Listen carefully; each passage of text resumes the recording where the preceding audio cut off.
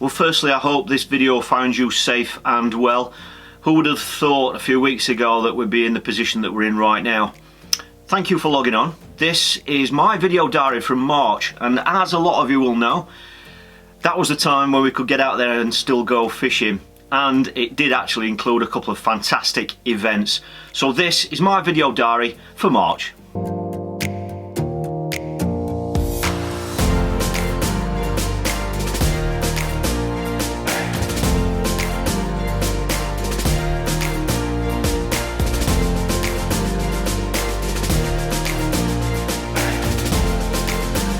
Well, at this time of year, as you can imagine, people are starting to go fishing more. Some people don't fish through the winter, and obviously springtime is when people start looking at the fishing tackle and getting the enthusiasm up to get back out on the bank. It's also the time when a lot of the fishing clubs start going again. So this is a perfect time to showcase a lot of new products and product launches that people get the opportunity to have a look at for the year ahead. And the big show for us this year was always going to be the Big One show at Stoneleigh.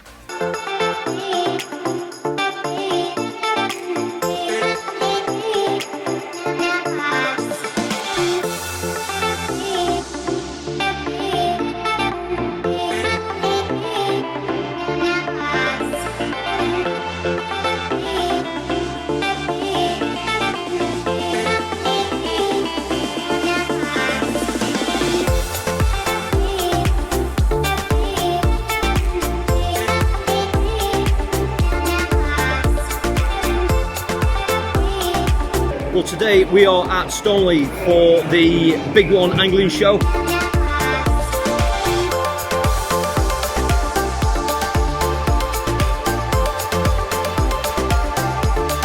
Matrix decided not to do the Northern Angling Show and the Big One shot farmer this year, which means this one has been even bigger and better. The stand looks amazing. It's the first time we've used this setup, the stand, and some of the new products that we've got on show here have been brilliant. It's just gone 3 o'clock. It's quieting down a little bit. It's been incredibly busy. It's been great to see so many other brands here, because obviously that's all keeping the interest level and a nice buzz here for this show, and hopefully it'll get bigger and better. So I'm going to have a walk around the stand for you and just quickly show you some of the products that we've had on display.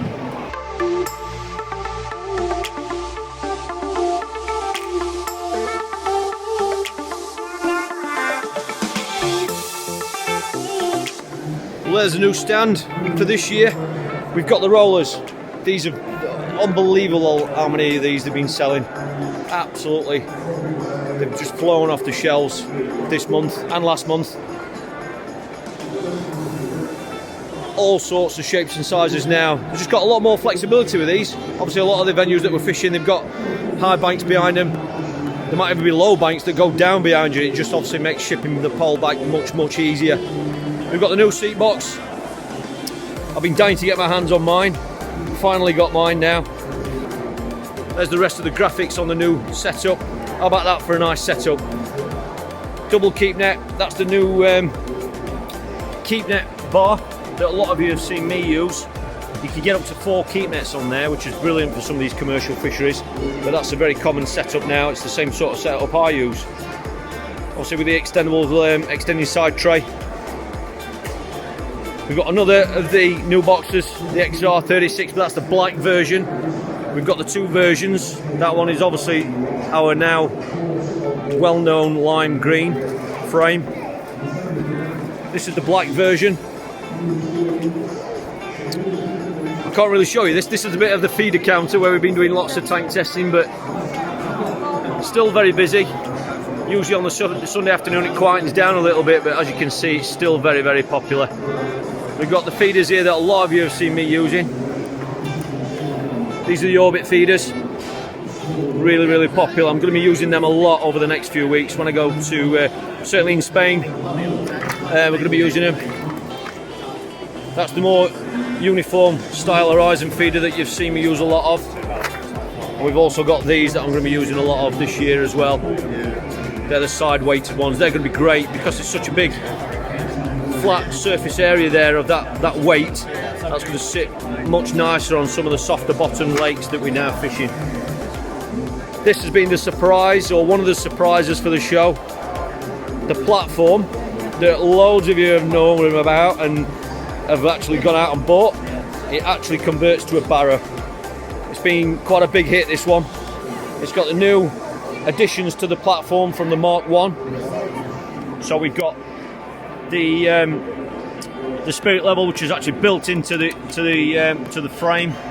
Okay, we've got the holes here now, which now allow water to drain out, and obviously air, so it's not as prone to floating, which obviously is an issue when you're wading right out in the water. So that's an addition. We've also got markings here, if I can show you with the light, there we go, markings there, so when you're setting the frame up, the platform up, you can actually set it to whatever box you've got. You can set it to the correct width, just to make it nice and easier for assembling. But as you can see, I mean, that is fully loaded with quite a bit of luggage on there, and there's a single wheel. That's been a real big hit. Bit of a surprise, we didn't announce that one until the show opened.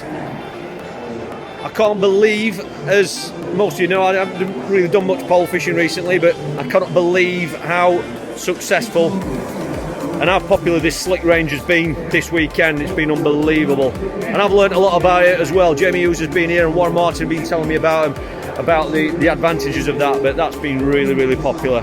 And we've got the new pots as well, which are nice and flexible, and these basically mean that you can add depth to the pots, so you can stack them and have them at different heights to allow you to feed more, or obviously reduce them for when you're feeding less. And then another bit of a surprise product that's only come out over the last couple of weeks is this. Very, very popular. I know loads of people that have gone out and bought these. It's basically, as you can see, a lot of you will already know that when you're dipping your nets, like we are on lots of fisheries, it can be a little bit messy. So basically that's a mesh bag. You put your keep nets in and your landing nets. Once they've been dipped, you can simply zip it up, and then that goes away nice and neat and tidy in your stink bag, so when it goes back in your vehicle, you're not going to get everything wet through. It's been a fantastic display this weekend, and yeah, I already know from speaking to a lot of people that have been here that it's been a huge success.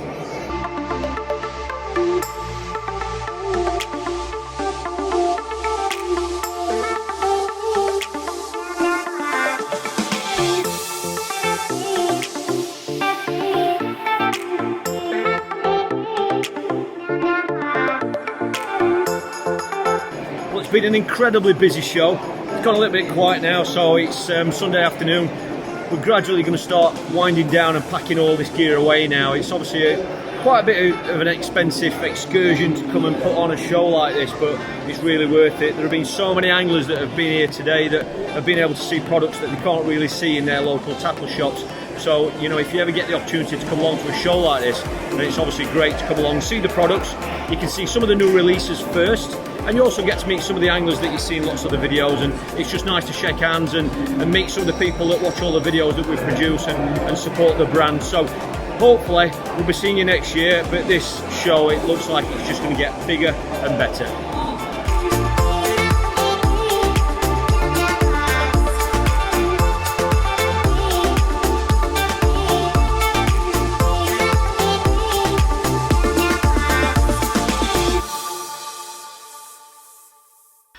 I've got to say a massive thank you to everybody who came along to see us at Stoneleigh. It's always fantastic to see just see a lot of the viewers, the people that log on and kindly support our video channels and support our products as well. So when opportunities come along like that, where you can come along and you can see the kit that we've got, we can obviously show you the tackle that we've been using, and we can have a chat and just talk fishing. And it's great to shake the hands of a lot of you that we don't meet throughout the rest of the year. So thanks very much if you came along. It was a very successful show, some brilliant products on show, and hopefully we're going to be getting opportunities to get out later on this year and start using some of those new products. So thanks very much for the support. It was great to see you all, and I'm sure it'll be even bigger and better next year. Well, one of the biggest events for me, and certainly has been for the last 3 years, was the Iberian Masters, which takes place over in Spain. The actual venue it's actually in between Alicante and Valencia, but it is just south of Valencia. It is closer to Valencia than Alicante.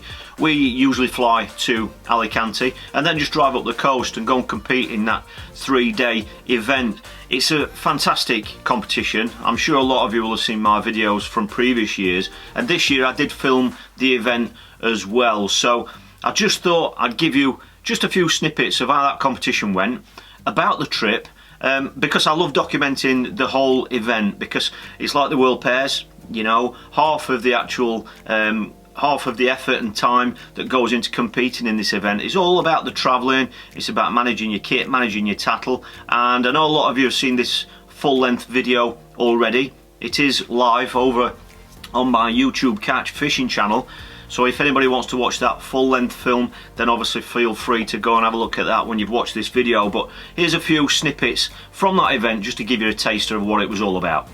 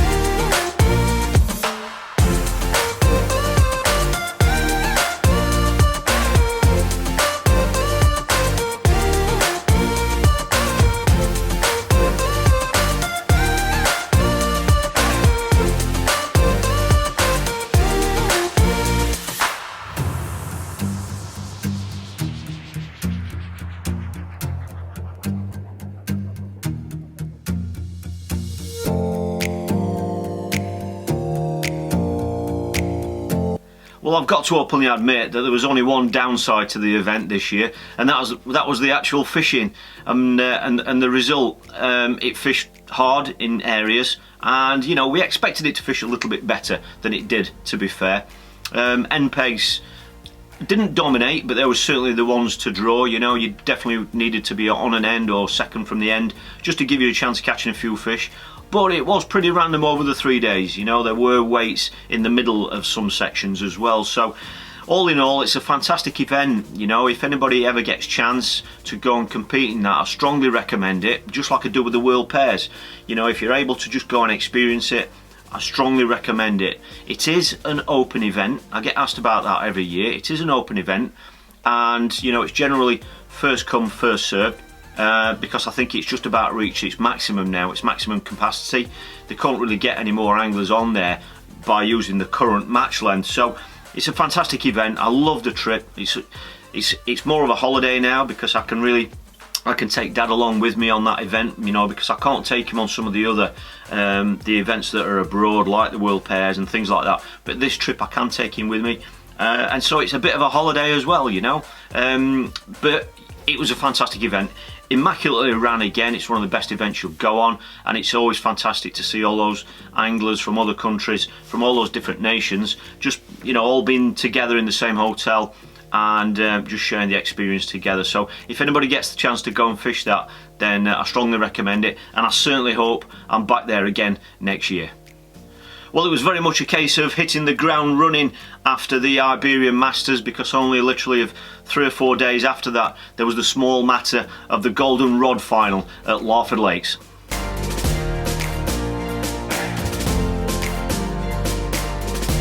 I was incredibly pleased to be back in that final again.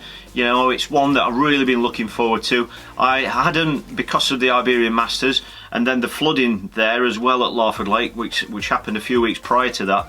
I just really never got a chance to go and practice there, and to be quite honest, because it's been in flood conditions for several weeks, it really wasn't, you know, practicing probably wouldn't have done any good anyway, but because of the Spanish trip I couldn't get down and practice, but I went down there, and it's a 2-day event, and basically you rotate between the two lakes. So one day you will be on Match Lake, one day you will be on Spessy Lake, okay, and it's a section point event as well, and the lowest points over the 2 days is the winner. And for me, I went down there I was very confident in catching a few fish. We knew the draw bag would be important. You know, end pegs tend to be the favourites on this venue. Not always, but generally you do need to be on or near an end peg to give you any sort of a chance, certainly over the 2-day event anyway. And for me, first day I drew on the Burr, and I was going to be on Match Lake.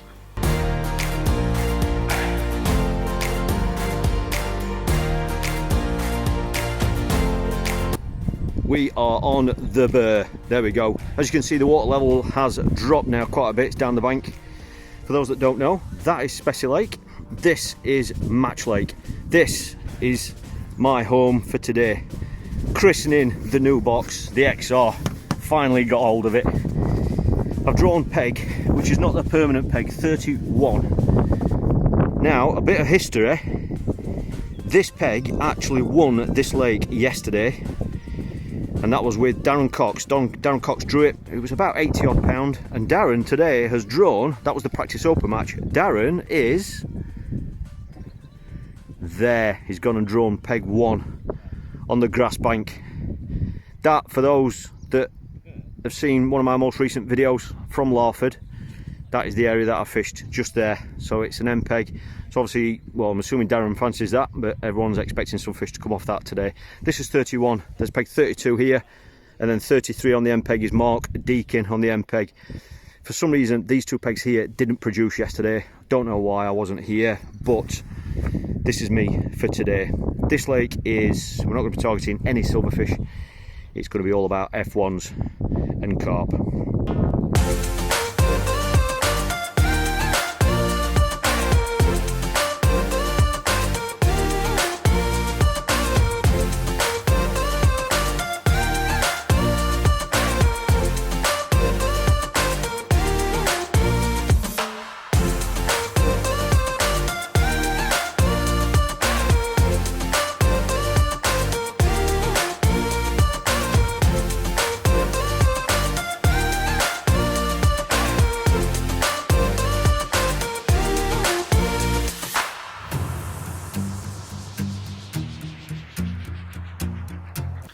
Certainly the key decision that I made right at the outset of that match kind of put me on a downer straight away. It really set me back for that match, so I just couldn't catch up, you know. Feeding short on that short line is right at certain times of year, but it certainly wasn't right on day one. You know, you really had to fish it really negatively, and as it turned out, that was really the only line where there were fish caught along that bank where I was.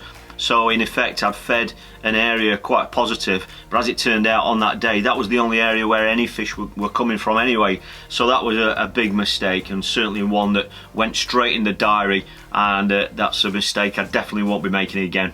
Well, day two, we was heading over to Spessy Lake, and for me, I drew right over on the steep bank, over in front of the chalets, and obviously because the water levels had been right up there, the bank was a little bit slippy, a little bit wet. I had to be very careful there, because it does go quite deep there as well. But I drew over there, and I kind of fancied it for one or two carp. I never got the impression it was going to fish really well, and so what I did was I kicked off the start of the match fishing the method feeder out in the open water, but only at about 30 metres. Matt Pillay was on my right, and he started on his long line, and I knew he was going to start out there because he told me, so I decided to work kind of with him as well, and I started on the 30 metre line, so that if one of us did catch, we'd got two lines covered there, and it was just kind of going to get a feel for where the carp might be. But to be honest, even speaking to Matt before the start of the match, we weren't that confident of catching any sort of a number of carp. Day two, and it's raining again. I'm over on peg, it's actually peg 22. I don't know what the permanent peg number is here, but it's a bit of a mountain goat peg. I'm filming this on the GoPro because it's raining. Bit of a messy peg this one. The water level's up. It took a little bit of getting in, to be honest. The wind's coming from the left and in. Next door, I've got Matt Pilley. He had a decent day yesterday, and that is the peg. That is the peg where Dean caught some yesterday. So we're kind of hoping there's going to be some fish in this area. Yesterday was just a complete disaster, to be honest. And you know, in hindsight, speaking to the lads after the match, the lads that caught, it was literally the first decision that I made yesterday that kind of resulted in the rest of the match. I made a mistake at the start, but anyway, I'm out of the competition. So there were 2 or 3 different things I could do today. One of them is I could obviously fish it as though it's day one again, fish everything like I was going to do if I'd drawn on here on day one. I could just fish for carp all day and try and win the match. And the other thing is I could just fish for skimmers and bream and just really have a day's fishing, enjoy a day off work and hopefully catch a few fish. While I've been setting up, I made the decision to kind of fish it how I would have fished it on day one, just because I want a bit of variety, a bit of variation. I've got nothing to lose, and I'm very, very interested to see if those approaches will work, because obviously, you know, I expect to be coming back here and I might just learn a little bit for a future final if I'm in this competition again next year. So I'm going to feed a very positive line at 15 metres. If I do it that way, you can see the peg. So I'm going to feed a positive line at 15 metres with some ground bait, some pellets and dead maggots. And I've got 2 rigs to fish over that. I've got a conventional feeder rig, so I can fish maggots, just on a free running cage feeder rig. But then I've also got a method feeder to fish clipped up, bang on that same line as well. Because, you know, some of these fish are big fish now, and sometimes the method feeder is the better way of catching those bream. And then I've also got a method for fishing further out in the lake, so that's where I'm going to start. So I'm going to feed from my 15 metre line to start with, and then start further out in the lake with a method feeder and a boilie or wafter or something like that, obviously looking for carp. I can see Matt, so I'll know if Matt's caught any, but I can't see any other anglers to my left or to my right. So it's just really a case of fishing my own match. I'm down this bank, we're hoping this rain's going to clear up, and yeah, so that's the basis, and obviously I can change that at any stage. Notable draws today are, we've heard Andy Kinder won his section yesterday. He's on the MPEG, apparently, up on the Spessy Burr, we've heard, but that wasn't really a very good peg yesterday. I think that's where Steve Ringer was, who struggled. He was about 8th in his section yesterday, or 7th, 8th, something like that. Darren Cox, however, has drawn the MPEG on this bank. He's on peg 52, so he was on the MPEG 1 yesterday on Match Lake. He won his section, and he's on peg 52 today, the MPEG. So I think it's safe to say he is the favourite going into this final day now. So yeah, so I'm just hoping there's going to be a bit of action for you, and it'd be nice to finish the weekend with a few fish.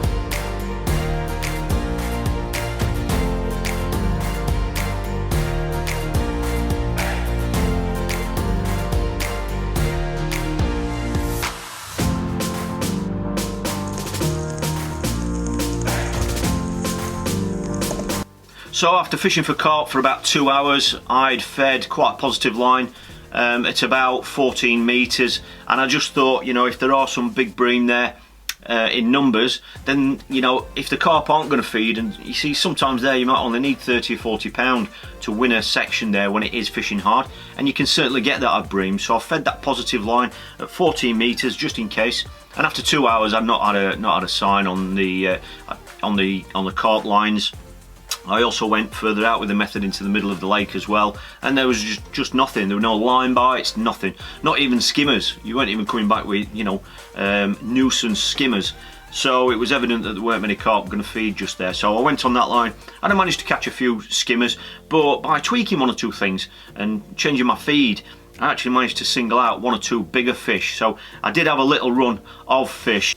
by the end of the match I ended up with £15 odd, and I'd only fished for those skimmers and bream for a short period, and I think I could have definitely got the 30 odd pound which was needed to win the section.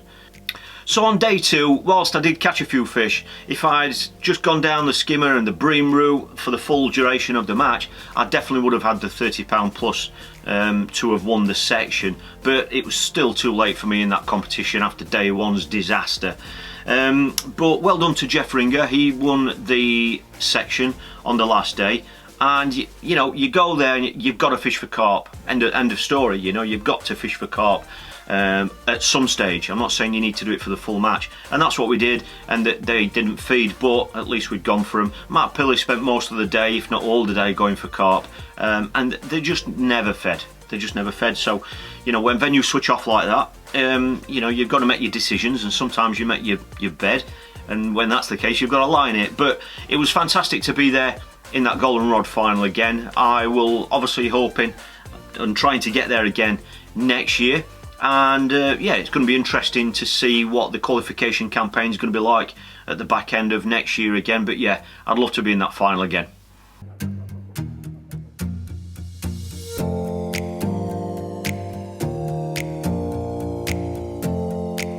Well, as we all know, March has pretty much been a month of cancellations. I've literally had to go and cancel 4 coaching sessions. The Feeder Masters Super League team qualifier was well, postponed, I believe. That was going to take place at Boston Lakes. That's teams of 4 qualifier. That is a qualifier which will determine the last teams to go and fish the Feeder Masters Super League event this year, assuming it's going to go ahead. And we also managed to get out for what turned out to be the last match of the year so far, and it was actually meant to be round 1 of the Southfield Spring League.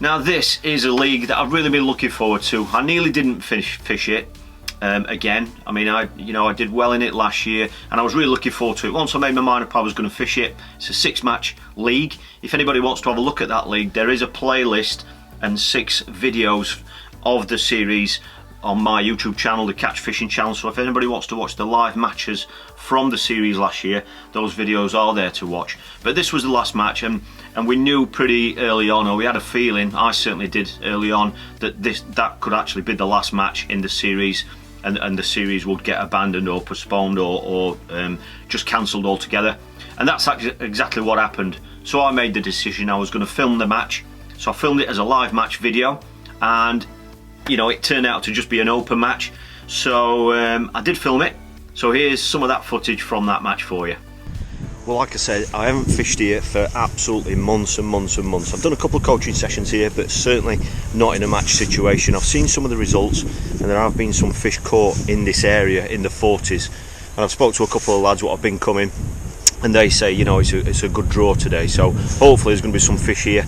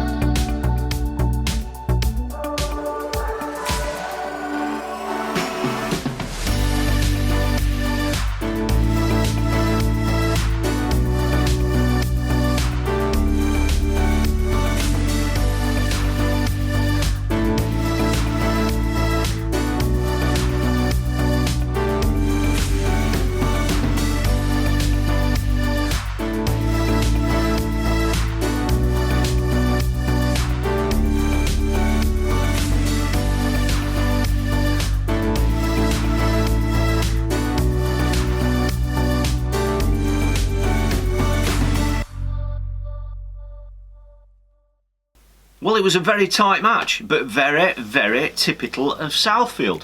You know, I mean, I have the full-length video is live over on my YouTube channel, so please feel free to go and watch that. But if you do watch that video, you'll see how it pans out. That is exactly how Southfield fishes at this time of year. You know, you've got to make certain decisions, and sometimes you've got to stick with those decisions. You can't be making too many changes, otherwise sometimes you're chasing it. Sometimes you've just got to be very confident in what you're doing, and that was very much a typical match at Southfield. So it was nice to win the section. Obviously that would have been ideal if it was the start of the series again, but these things, you know, and these decisions have had to be made. But it was nice to finish on a bit of a high. Hopefully it's not going to be long before we're back there again, and you know, it's just another event that, you know, we've just got to kind of put the line through, be sensible about things, and just look forward to all the matches that will be coming up as soon as we can get back out on the bank.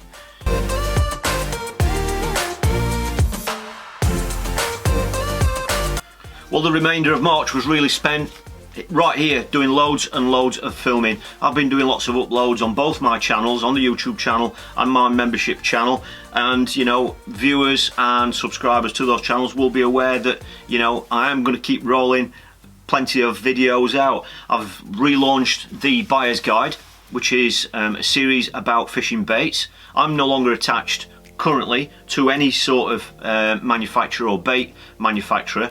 So that means I'm free to use whatever baits and things that I want to use. And I've been sent loads of different ground baits, loads of additives and that sort of thing. And I've been featuring those in a series of videos from an independent point of view. And I've just been mixing them up right here in the tackle room. Mixing the ground baits up, just telling you how much they cost, what they smell like, what they mix up like, how flexible is the mix, and what they look like underwater. We've been doing some tank tests as well, so I've really been enjoying that series. So that is currently running out as well. And I've also started another series of videos. We get asked lots of questions about people if they're going to a venue for the first time, and they're kind of just asking for a little bit of advice. Not expert advice, just advice as regards what kind of rods will I need. You know, 12-foot rods, 13-foot rods, 11-foot rods, what types of reel, are you better using braid there or mono, what kind of feeders, all that sort of thing. And we get asked about venues all over the country. So on the back of that, I've launched a new series. It's called Tackling. It's like a venue guide, a video venue guide, and I'm focusing on different UK venues, and it will branch out into other venues as well, where I'm just kind of telling you what kind of kit I use on those venues, just as like a point of reference for when we do get back out there. If you're heading off to any of these venues of choice, then you can just log onto the video, watch the video, and it gives you an idea of the tackle that you might want to be taking with you. So that's been rolling out as well. So I've been very, very busy right here from the tackle room. I've been doing quite a bit of prep as well, so that when we can finally get back out on the bank, I'm going to be able to hit the ground running with plenty of tackle that's prepped and loads of videos in the bank that I can continue to roll out whilst I'm spending more time on the bank. Just trying to use the time wisely and stay cool, calm and collect and being sensible about things. I really appreciate you logging on for this video diary. There will be another one at the end of April, and who knows what the future diaries are going to be holding. I'm going to be keeping very busy wherever I am, whether I'm still in isolation or whether we can actually get back out on the bank. So hope you'll join us at the end of April for the next one. But thanks for logging on, really appreciate it. Please stay safe, and I hope to be seeing you all on the bank real soon.